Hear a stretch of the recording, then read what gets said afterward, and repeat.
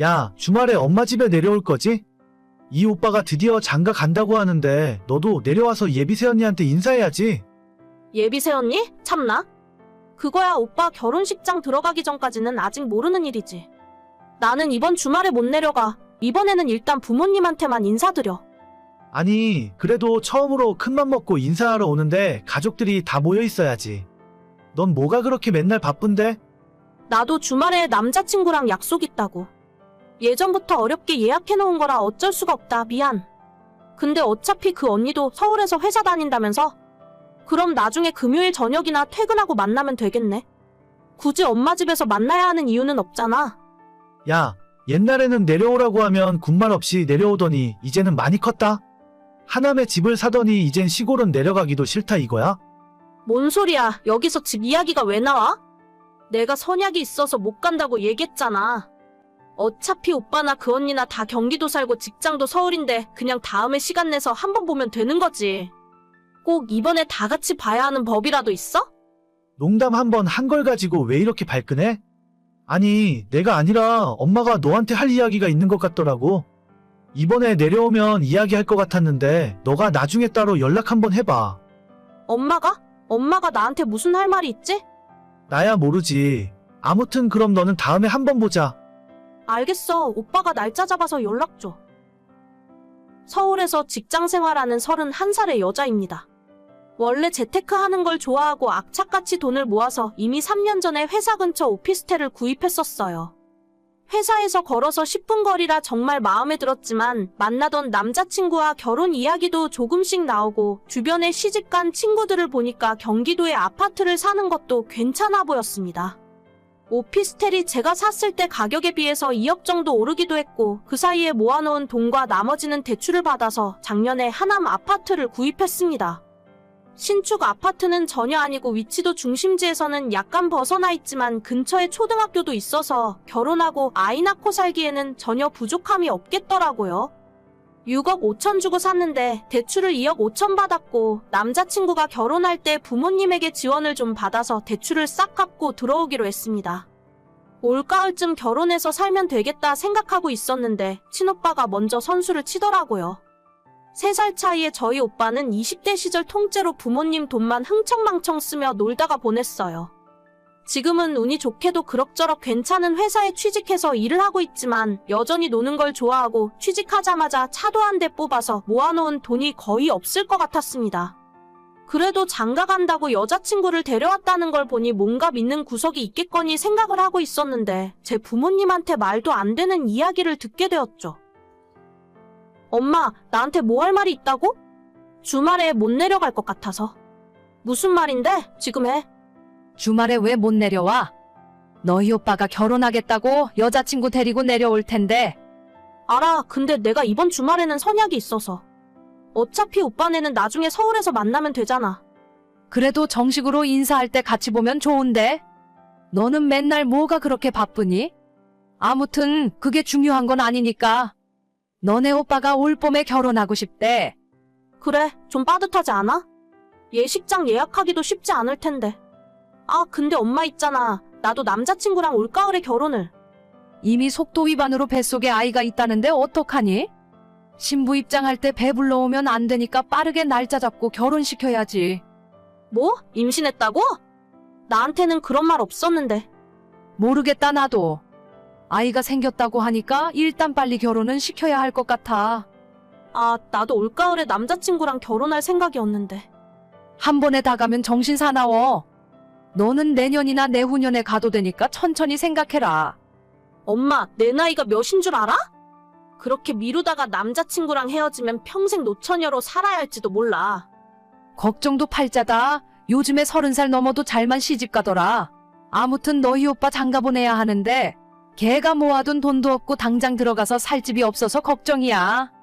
벌면 버는 대로 다 쓰니까 그렇지. 오빠는 적금 같은 거 하고 있긴 해? 나도 몰라. 며칠 전에 전화하더니 갑자기 결혼하겠다고 하잖아. 그나저나 집 때문에 걱정이다. 당장 올가을에 애 태어나면 아이 키우며 살아야 하는데. 오빠는 예나 지금이나 왜 그렇게 대책이 없어? 뭐 대출을 받던 어쩌건 알아서 하라 그래. 엄마 아빠도 돈 없잖아. 우리도 없지. 서울에서 집을 어떻게 구해주니? 우리 사는 집 팔아도 거기 전세금도 못 맞출 텐데. 아, 진짜 어이가 없네. 그 인간은 남의 집 귀한 딸 데려다가 무슨 짓을 하고 있는 거야? 그래서 말인데 너가 일단 집 좀 빌려주면 안 될까? 뭐? 그게 무슨 소리야? 안 그래도 심란한데 엄마까지 이상한 농담하지 마. 농담이 아니야. 너는 당장 그 집에 안 살아도 되잖아. 혼자 살기에 25평은 너무 넓지 않니? 나도 결혼할 거라니까? 둘이 애 낳고 살면 25평도 좁겠지. 넓긴 뭐가 넓어? 너는 꼭 오래 해야 하는 것도 아니잖아. 걔네들은 당장 애가 태어난다고 하는데 어떡하니?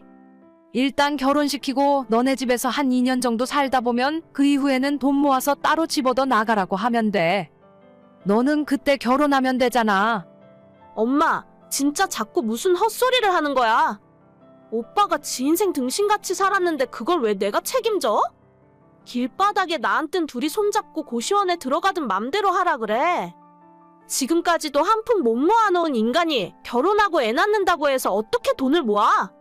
평생 그 인간 뒷바라지 해줄 생각 없으니까 나한테 그런 부탁하지 마. 아무리 그래도 네 오빠야. 장남이 잘 풀려야 집안에 시끄러운 일 없이 잘 돌아가는 법이다. 너 마음 심보를 그렇게 쓰면 안 돼. 내 심보가 뭐가 어때서? 엄마나 오빠가 내가 집 사는데 10,000원짜리 하나 보태준 적 있어? 오빠가 엄마한테 용돈 받아서 술 처먹고 놀러 다니던 시간에 나는 맨날 야근하고 주말도 없이 일하면서 돈 모았어. 엄마야말로 놀부심보 부리지 마. 얘 진짜 말하는 것 좀 봐. 너 그러다가 후회해. 후회는 내가 아니라 오빠가 하겠지. 내 인생 내가 알아서 할 테니까 앞으로 헛소리 하려거든 연락하지 마. 너 정말 가족끼리 이럴 거야? 저보고 결혼을 뒤로 미루고 오빠한테 집 양보한 채로 나가 살라고 하는 게 말이나 되는 소리인가요? 어처구니가 없어서 정말. 엄마한테 말도 안 되는 소리 하지 말라고 단칼에 거절해버렸습니다. 저희 집안 분위기는 예전부터 이랬어요. 없는 집안 살림에 오빠한테는 모든 걸 다 해주고 저는 항상 뒷전에 찬밥이었죠. 그래서 아마 제 성격 자체가 독립심이 강하고 어릴 때부터 생활력이 좋았었나 봐요. 이걸 감사하게 생각해야 하는 건지는 모르겠지만요. 아무튼 엄마가 하는 소리를 거절했더니 10분도 지나지 않아 오빠한테 다시 연락이 왔습니다. 야, 진짜 너 그러기냐? 우리 사정도 좀 생각해줘. 너는 꼭 올해 결혼해야 하는 것도 아니잖아. 내가 결혼을 하건 말건 그게 뭔 상관인데? 미쳤다고 멀쩡한 내 집을 오빠한테 주고 나가서 살겠어? 당장 나는 어디 가서 살라고? 그러니까 사람 말은 끝까지 들어봐야지. 내가 지금 사는 곳 계약이 내년까지인데 아마 한번 연장할 수 있을 거야. 여기 집주인도 좋은 분이고 서울이라 너네 회사에서 출퇴근하기도 더 가까워. 나보고 오빠 살던 원룸에 들어가서 살라고? 거기 월세잖아. 월세는 누가 내주는데? 오빠가 내줘. 아니, 너가 들어와서 사는데 내가 왜 월세를 내? 원룸이 뭐가 어때서? 여기 있을 거 다 있고 걸어서 3분 거리에 편의점도 있어. 내가 대학 졸업하고 처음 회사 다녔을 때 이후로 원룸에서 살아본 적도 없어. 진짜 부끄럽고 창피하지도 않아. 그 나이 먹고 원룸 월세 살면서 사고치고 결혼한다고 하는 게? 오빠도 스스로 생각해보면 참 답이 안 나온다 싶지? 그러니까 나한테 집 내놓으라는 헛소리나 하는 거 아니야? 야, 너 진짜 말이 좀 심하다. 말이 심하기는 아직 시작도 안 했구만. 그 여자도 어떤 여자인지 모르겠는데 지 몸 하나 관리 못해서 오빠 같은 답도 없는 인간이랑 덜컥 사고나 치고 안 봐도 뻔하다 뻔해. 길바닥에서 살던 나는 신경 안 쓸 거니까 앞으로 나한테 연락하지 마. 해준 거 하나 없는 인간들이 창피한 줄도 모르나 봐. 야, 너 내 결혼식에 오지도 마. 앞으로 어디 가서 내 동생이라고 하기만 해. 잘 됐네. 어차피 갈 생각 없었는데. 지금까지 네 동생으로 살면서 좋았던 적이 한 번도 없어. 나도 인연 끊고 살 테니까 엄마 아빠한테도 연락하지 말라고 해. 살면서 한 번도 도움된 적 없는 인간이 어쩜 이렇게 뻔뻔한지 모르겠어요. 부모님도 전부 오빠 편이고 오빠한테 집 양보하라는 소리만 하더라고요. 그냥 저는 예정대로 남자친구와 올가을에 결혼식 올릴 거고 저희 집 식구들은 하나도 부르지 않을 겁니다.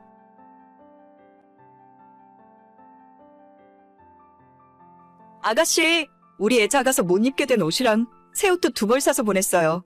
그리고 보내는 김에 아이 영양제도 좀 넣었고 우리 애 잘 먹는 간식도 같이 보내요. 전부 우리 애한테 다 먹여봤던 거라서 안심하고 먹여도 돼요. 언니, 항상 너무 고마워요. 매일 언니한테 이렇게 받기만 해서 어쩌죠? 내년에 하영이 생일 때는 제가 선물 좋은 걸 해줘야겠어요. 아니에요. 어차피 크면서 못 입게 된 옷 보내는 거니까 신경 쓰지 않아도 돼요. 살림하랴, 애 키우랴 많이 힘들죠? 제가 집에서 살림만 하는데 언니에 비해 힘들긴 뭐가 힘들겠어요? 언니는 애도 키우고 밖에서 직장까지 다니고 있으니까 저보다 훨씬 바쁘고 정신도 없을 텐데 매번 이렇게 챙겨줘서 정말 고마워요. 그래요. 별거 아니니까 부담 갖지 마요. 다음에 또 좋은 물건 있으면 보내줄게요.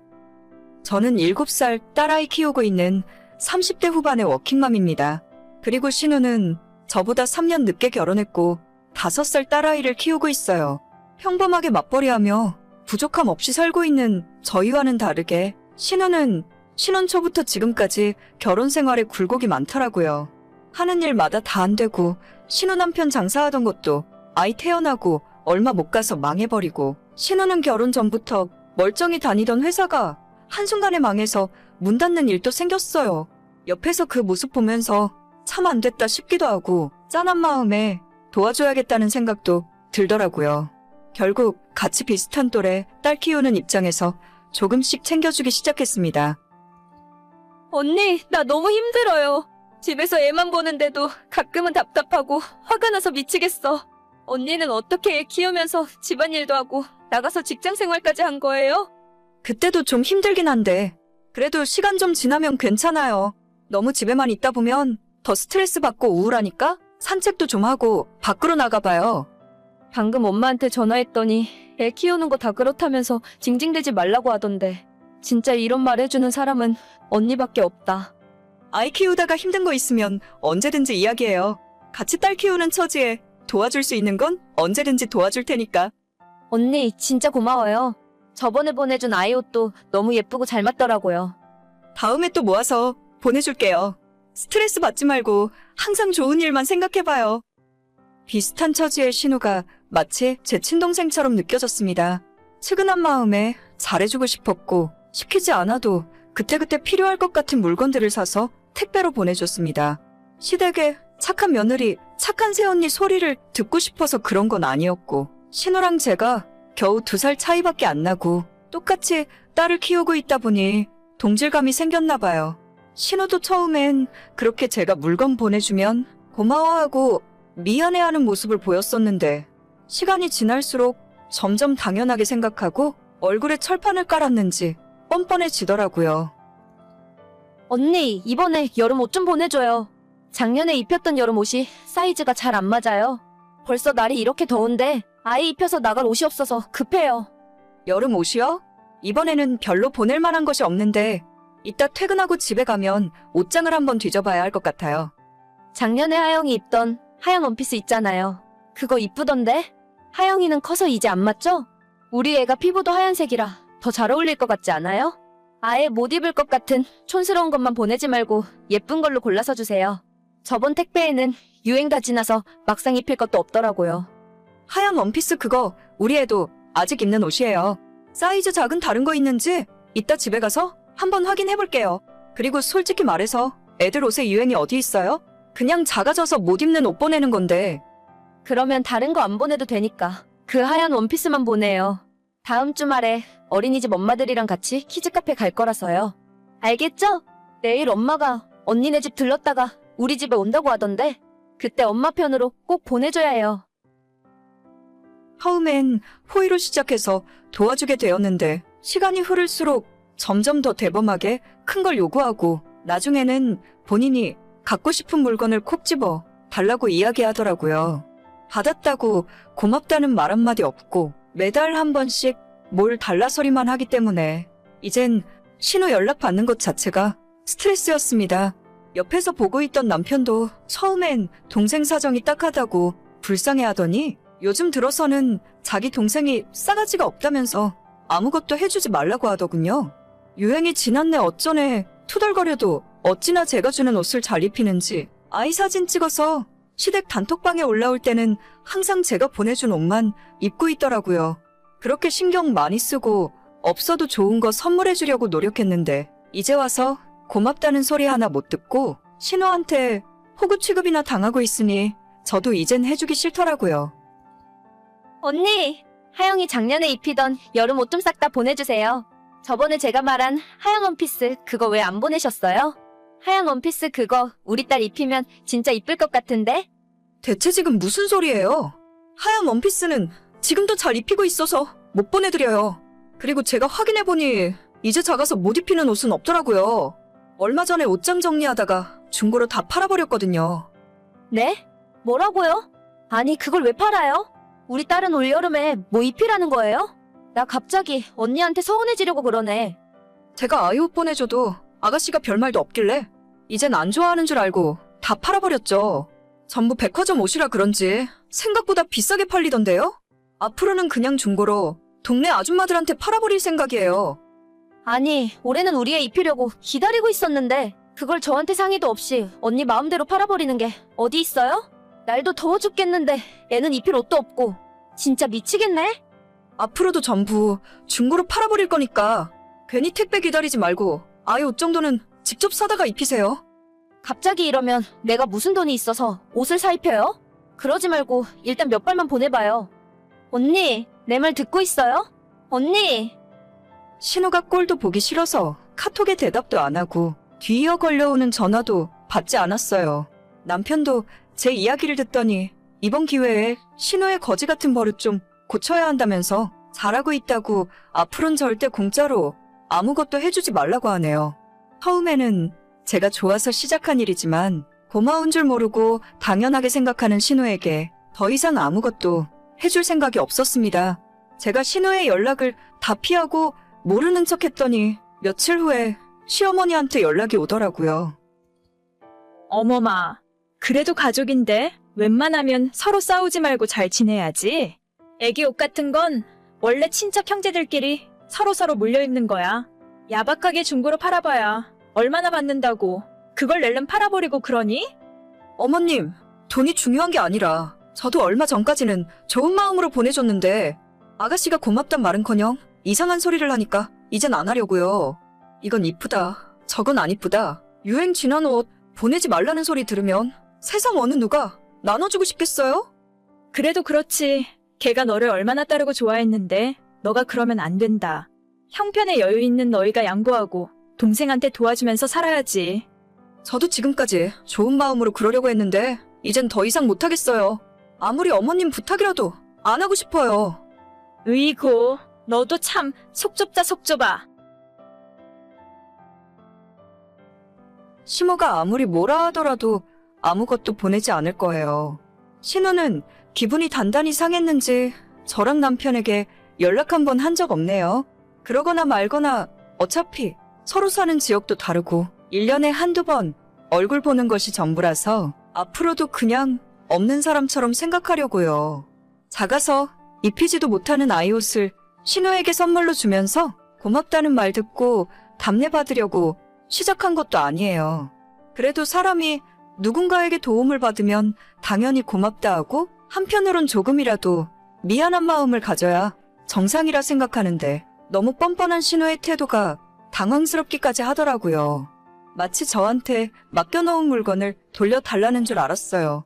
사실 이건 시댁 사람들에게 비밀인데 그동안 작아서 못 입게 된 저희 아이 옷은 중고로 판 적은 단 한 번도 없고 주변 친구들이나 제가 아는 동생들 중에 비슷한 또래 아이 키우는 사람들에게 전부 공짜로 나눠줬어요.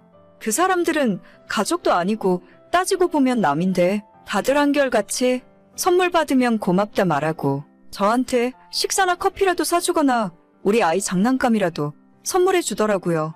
하지만 신우한테는 시원한 물 한 잔 얻어먹어 본 적이 없습니다. 그거 하나만 봐도 이번 기회로 인연 끊고 손절하길 정말 잘한 것 같습니다. 동생은 무슨 동생인가요? 시자는 어쩔 수 없는 시자인 거죠. 오늘의 사연은 여기까지입니다. 구독과 좋아요, 알림 설정은 많은 힘이 됩니다. 다들 행복하시고 좋은 하루 되세요.